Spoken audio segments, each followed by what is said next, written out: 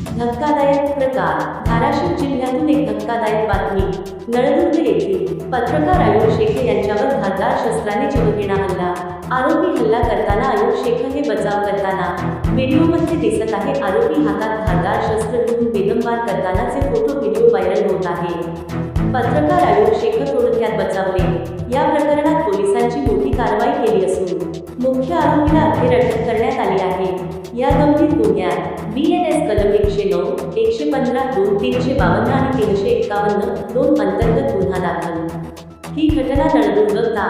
तुळजापूर ची. धाराशिव येथे घडली असून या हल्ल्यामागे काही राजकीय लोकांचा षड्यंत्र असू शकतो असा गंभीर संशय व्यक्त केला जात आहे.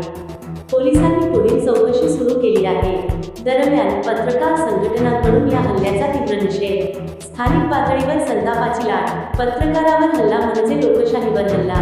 पूर्णविराम. हा हल्ला फक्त एका व्यक्तीवर नाही, तर मुक्त पत्रकारितेवरचा हल्ला असून तपास जसजसा पुढे सरकतोय तसतसा राजकीय षड्यंत्राचा धागा अधिक गडद होताना दिसत आहे.